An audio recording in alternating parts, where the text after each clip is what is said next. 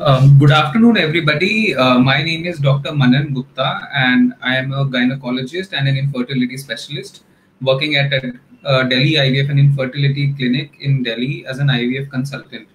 I would like to thank Bayer for this wonderful opportunity to get me on board with this Facebook Live session and answer queries of infertility to the general public.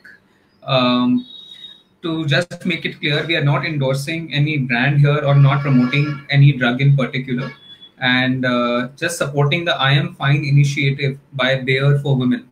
I would like to thank the company for giving me this opportunity.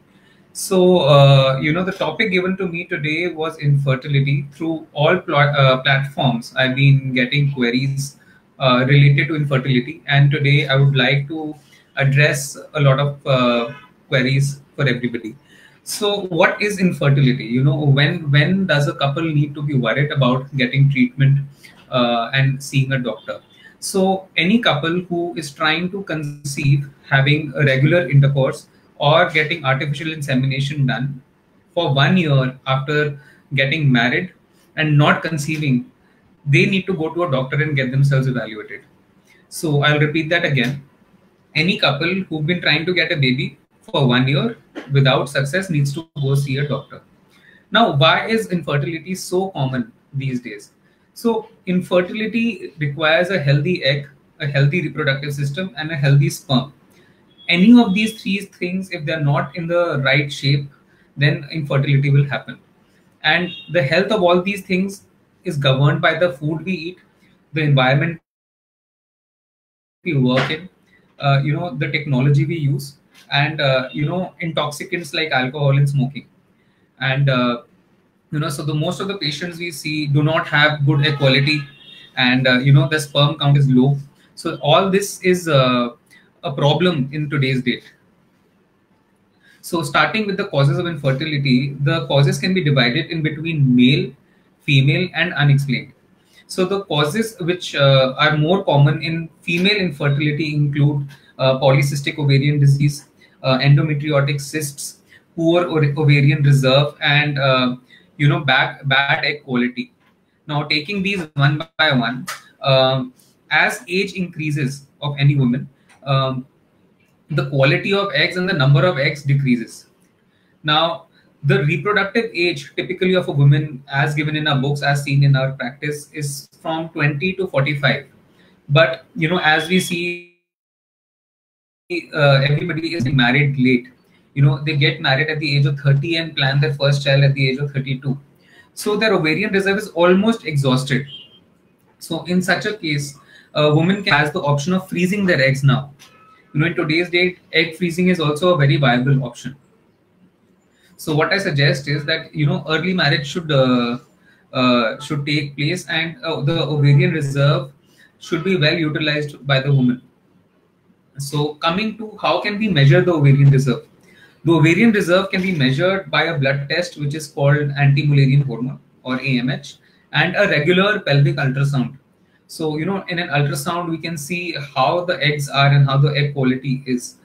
So I suggest that the women should get married ideally by the age of 25 to 28 and plan their first child before the age of 30 if they don't want to undergo the process of treatment of infertility.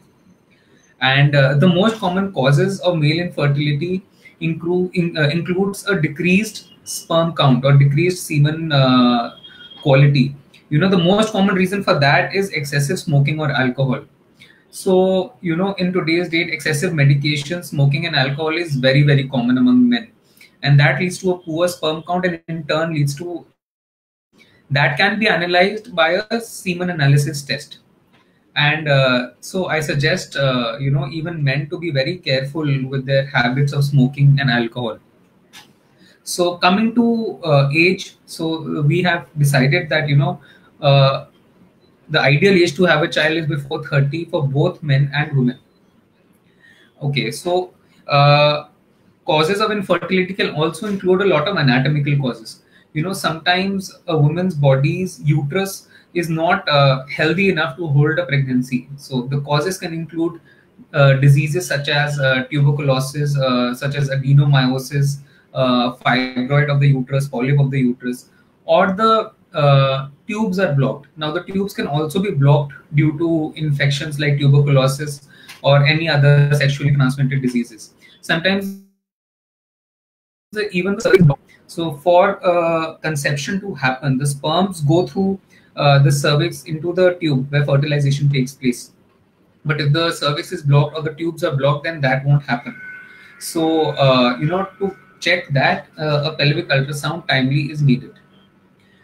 In today's date, stress is a very important factor in all our lives. We are all living in metropolitan cities and very, very stressed about everything that is happening around us. So stress leads to release of certain hormones, and those hormones in turn affect your fertility capacity. So they can lead to decreased sperm count and decreased ovum quality, which in turn can also lead to a lot of miscarriages. And so, having a stress-free life is better for the reproductive system and to have children. Okay, so coming to patients who are already having a problem in fertility and what to do next. So the best approach to treating infertility is first finding out the cause of infertility. Now, the cause of infertility will include investigations for both the female and the male partner. The female partner will have to undergo a pelvic ultrasound and certain blood tests such as thyroid, AMH, and prolactin. AMH is anti-Mullerian hormone. Anti-Mullerian hormone, as I mentioned earlier, more about the ovarian reserve. If a patient is hypothyroid, that is, the thyroid hormone is in excess in the body of the female. That can also lead to a hormonal imbalance and in turn lead to, infertility. Prolactin is a hormone which governs milk production after the baby is born. So it is also part of the reproductive system, and it is analyzed as a baseline and corrected before we commence treatment.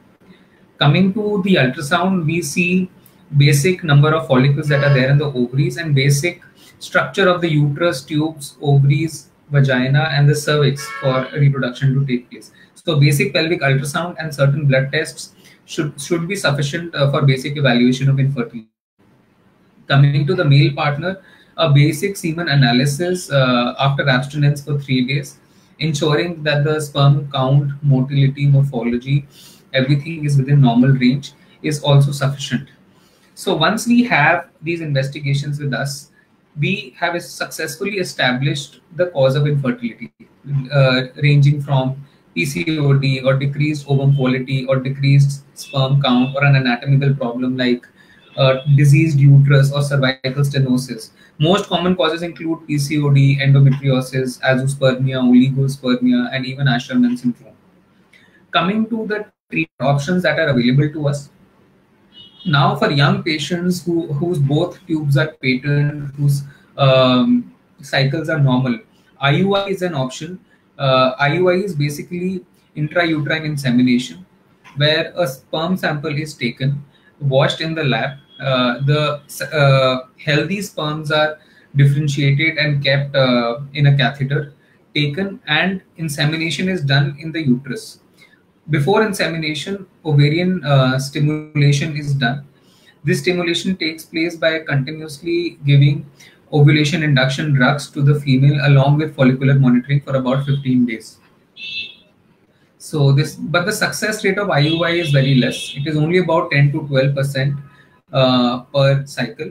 So if you do 6 cycles, the success rate is about 25 to 30%.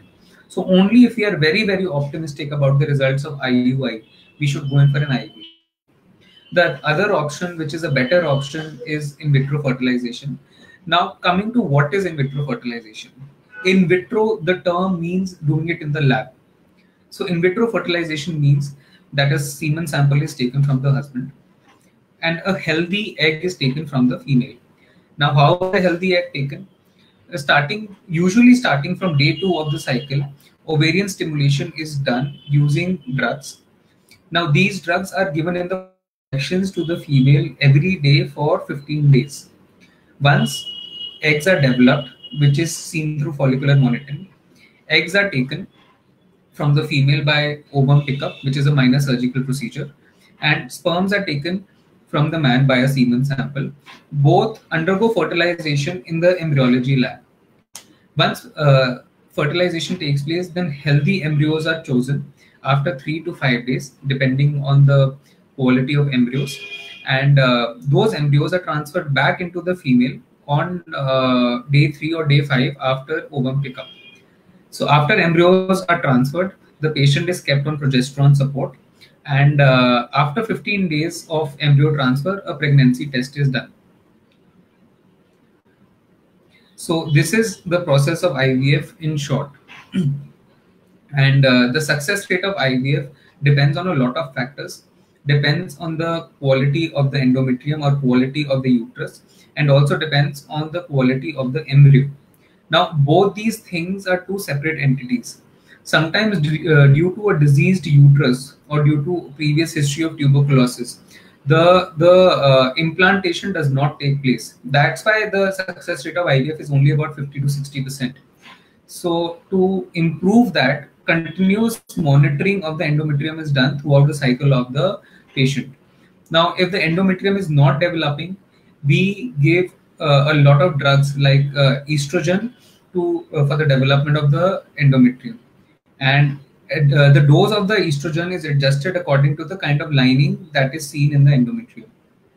Apart from that, if we are doing ovarian stimulation, again, dose of drugs is adjusted according to the kind of response the patient is giving us.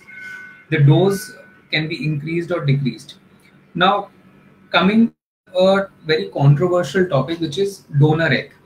Now, as the ovarian reserve of the patient keeps exhausting with age, a viable option is to take eggs from a younger female with a more healthy ovarian reserve. So this process is known as donor egg. In this process, we match the physical and the psychological and the background traits of the patient with the donor, and along with that, we use those eggs in the patient, and the patient carries the pregnancy for 9 months. And this is a very, very viable option, and people even in the higher age group can get pregnant with this process. Coming to the psychological effect of infertility, see, infertility is not an easy problem to deal with. You know, after getting married in a country like India, the first thing that is expected out of a couple is to have a child. And if that does not go successfully, the patient undergoes a very bad time, you know, emotional trauma and pressure from the society and from the in-laws. So you should never give up, and keep trying IVF, because in today's date, anybody who wants to get pregnant can get pregnant. You know, we have so many options available with us that getting pregnant is not difficult at all. And a healthy donor egg and a healthy sperm can give you a viable pregnancy. There is no problem. So I would like to take up a question. Miss Richa Jha has asked, besides medical treatment, what option do we have? So I would like to answer that question that, adoption in India is not a very viable option. You know, anybody who goes to on that route faces a lot of difficulty. And anybody who is facing infertility, whether young or older in age, can go in for IVF treatment and can also go in for surrogacy if the age group is very high. Surrogacy is a process in which another woman carries your baby, biologically your baby, for 9 months and is paid in monetary terms for it. You know, many of you might be thinking whether it is legal or illegal in India as of now.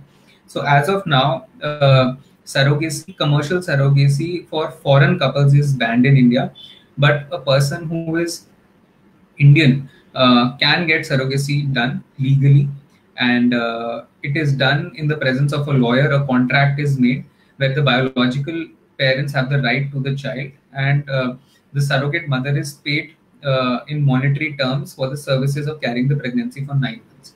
It is a viable option. So IVF and surrogacy being available, I don't think anybody needs to go in for adoption in today's date. They can have their own child. So Mr. Shrikant Reddy is asking me, can endometriosis lead to infertility, and if treated, what is the success percentage of IVF. So see, endometriosis is a very complex problem. Not only does it decrease the quality of the eggs that are present in the woman, it also leads to a lot of problems, starting from implantation, starting to a frozen pelvis, depending on the grade of endometriosis. If it is early endometriosis, only having dyspareunia, that is pain during menstruation and pain during having relations with the husband, then the patient won't have infertility. But if it is advanced endometriosis, say stage 3 or stage 4, that the endometriotic patches have reached the tubes or the ovaries, and the patient is in really very severe pain, then first a diagnostic laparoscopy, hysteroscopy needs to be done. Then we have a very clear picture of what is the stage of endometriosis, and extensive adhesiolysis of the endometriotic cyst and the fibrosis that has gone around the tubes should be undertaken. If there is a big cyst in the ovary, then that cystectomy should be done. And the patient should be put on strong painkillers before undertaking IVF. Once we have treated endometriosis to however extent we have, then we can go in for ovulation induction, create healthy eggs for the patient, and then give them a pregnancy. The success rate of IVF after endometriosis is very good. It is about 50 to 60%. We can say in 3 cycles of IVF, the success rate is about 90%. If the quality of eggs in the endometrium in a patient of endometriosis due to advanced age is not good, we can always go in for a donor egg. So anybody who has endometriosis does not need to worry about getting pregnant. They have this very viable option of getting IVF done. But treatment of endometriosis also includes getting pregnant. So I would say anybody who has grade 3 to grade 4 endometriosis should plan pregnancy as soon as possible, because pregnancy can lead to a hormonal balance, which will in turn lead to stabilization of the hormonal milieu, and that will make the pregnancy easier. So that should answer your question, Mr. Reddy. Now coming to PCOD, which is a very, very common problem. So polycystic ovarian disease. What is polycystic ovarian disease? Polycystic ovarian disease basically means that there are cysts which are formed in the ovaries. Now these cysts lead to irregular cycles. A patient who is bleeding every month will bleed only once in 3 to 4 months. And in severe cases, they will not bleed for even 6 months, along with excessive weight gain and excessive hair growth. Now this leads to poor ovarian quality, poor egg quality. That is why since the egg is released only once in 3 months, the patient is not able to get pregnant. So the treatment of a patient who has polycystic ovarian disease along with infertility includes ovarian induction along with IVF. But the complication in cases of PCOD can also be that those eggs will lead to early miscarriages and failure of IVF.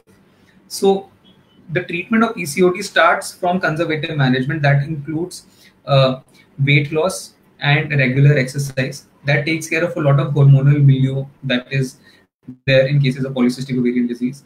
Carrying on, we can always give them, control their cycles by giving them progesterones and a combination of progesterone estrogen pills, and control their cycles. But nobody who has PCOD should be worried about not getting pregnant. Anybody who has PCOD, even in severe forms, can always get treatment and get adequate help from their gynecologists and infertility specialists. So coming to other causes, say azoospermia or oligospermia. A lot of patients, a lot of males in India have recently been having problems of a low sperm count.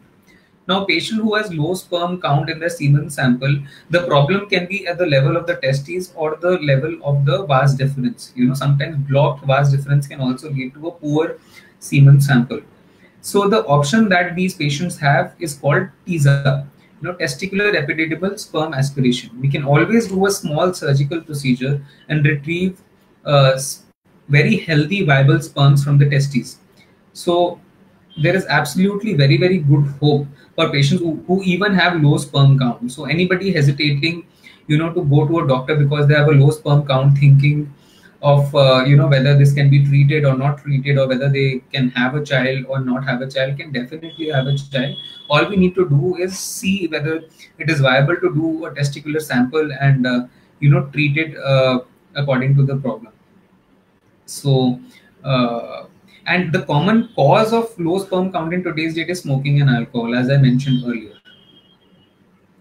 So coming to embryology, embryology plays a very important role in IVF. Now, what is embryology? Embryology is basically when we have a fertilized egg, it turns into an embryo. Now, the work of choosing the right embryo to be implanted back in the patient, having good culture conditions for the embryo to grow and not getting infection, using the right choice of media, monitoring the embryos at the right stage, and choosing the most healthy embryo to transfer it back into the patient, is the job of an embryologist. Now, the job of an embryologist also includes to maintain a very healthy and a very clean embryology lab, which is utmost important in giving a healthy result to the patient.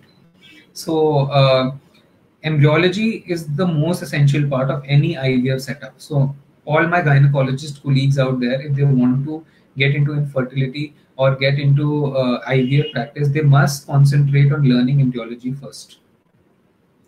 Coming to also diagnostic laparoscopy and hysteroscopy.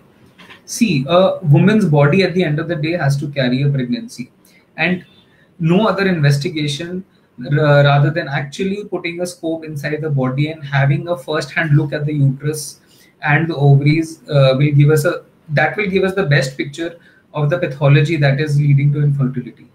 So anybody who has multiple IVF failures, or who has a disease of a past history of multiple abortions, or who has been trying to conceive for a long period of time, must undergo a diagnostic laparoscopy or hysteroscopy. Once you have a hysteroscopy picture, and if you have a healthy endometrium sample which is analyzed by a good pathologist, then treating that problem is not difficult at all. And one should never hesitate to undergo a hysteroscopy. I've seen a lot of practitioners just blindly giving ovulation induction to patients and hoping for them to get a pregnancy without any result. But first, let us evaluate what the problem is, and that evaluation can be done by doing hysteroscopy and laparoscopy. And it is such a small, short, easy, effective procedure which will lead to very efficient results. So I really strongly recommend a diagnostic lapro-hystero and a good blood work before any treatment is commenced. These days IVF has become a very commercial process. Gynecologists all over the country have been given targets by corporate hospitals of the number of cycles they are supposed to do in a month's time. But a good practitioner will always go into the detail of the pathology that the patient has, and then treat that problem accordingly. So it is very important that we have a holistic approach towards the patients, and not just commercially try to just extract money out of the patient. The day we think that we just want to extract money out of the patient, we will not become a good doctor, and we'll just lose the trust of people around us. So a good practitioner should maintain honesty and be ethically very sound, so as to have a strong sense of devotion towards their job. So I think I have briefly covered infertility management, and I hope I have answered questions of all my viewers and of all the people who have questions regarding infertility. I will be very happy to help and to answer these if at all anybody has more questions to ask. Okay, so there are some more people who have questions. So Mrs. Nisha Sharma is asking me, sir, please explain how weight gain affects infertility. So obesity leads to the release of a lot of hormones, And these hormones in turn affect the egg quality, and this in turn, like weight gain, can also lead to polycystic ovarian disease. As I mentioned earlier, weight gain, polycystic ovarian disease, and the quality of eggs, they are all related. So anybody who's looking to get pregnant and their BMI is more than 24, or they are overweight, the first and the foremost thing that they should do is decrease their weight. Because a patient in the higher weight category will never have a good egg quality, and their propensity or the likelihood of them leading to polycystic ovarian disease is very high. And polycystic ovarian disease will in turn lead to infertility. So obesity leads to PCOD, leads to infertility. And obesity per se releases hormones which decreases the egg quality. So, weight gain is directly proportional to infertility.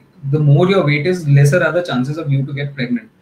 And the first line treatment of polycystic ovarian disease is also weight loss and exercise, because that in turn creates a very healthy endometrium and creates a very, very healthy blood flow to the ovaries.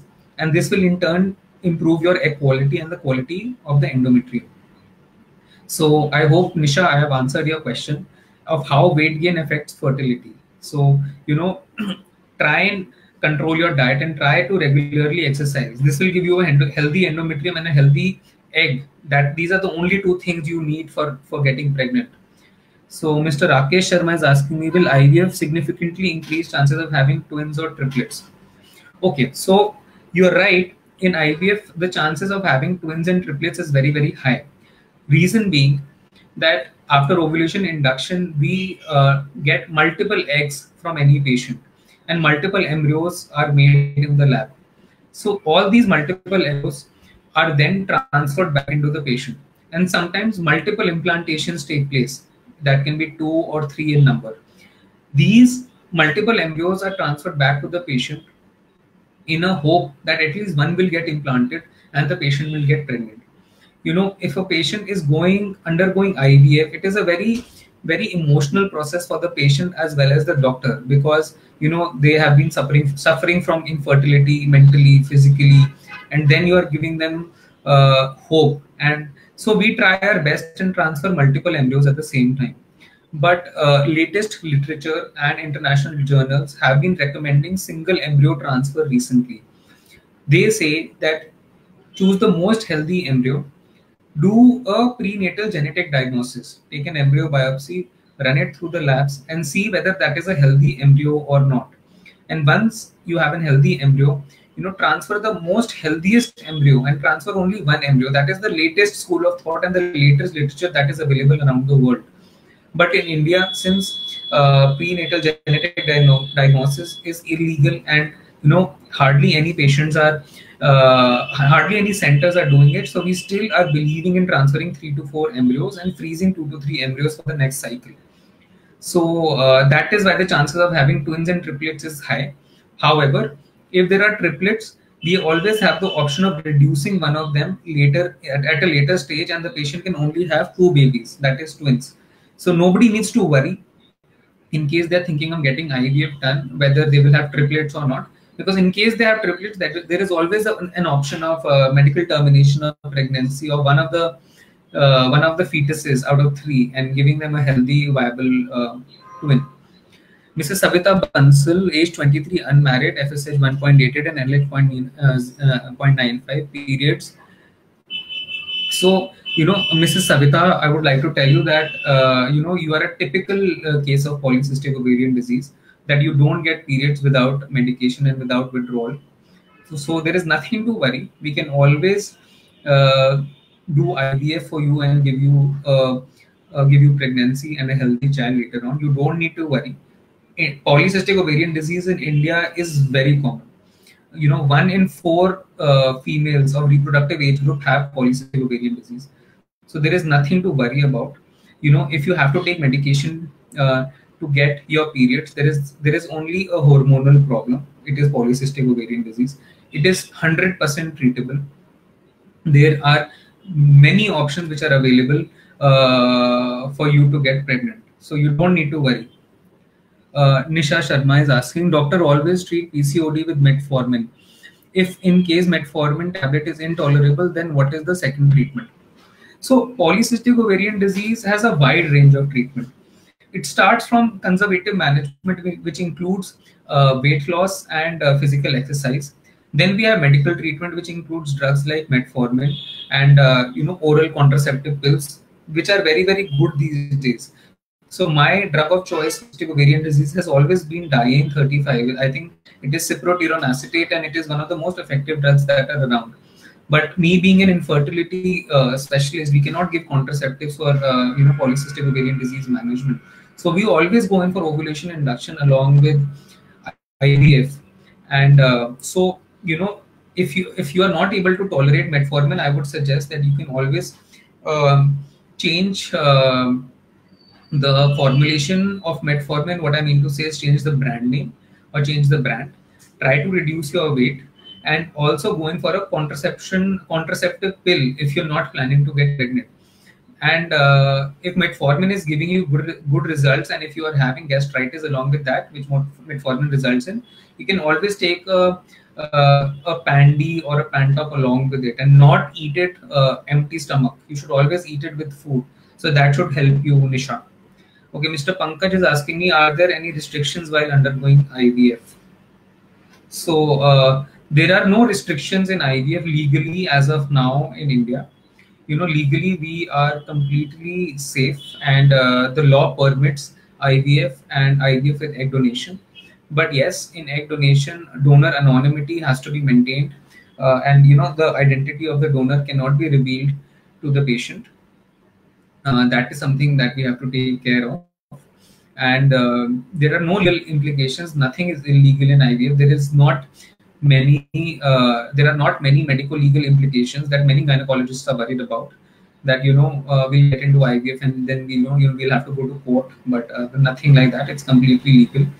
Yes, it is an expensive process because the hormones and the injection used for ovulation induction are on the expensive side.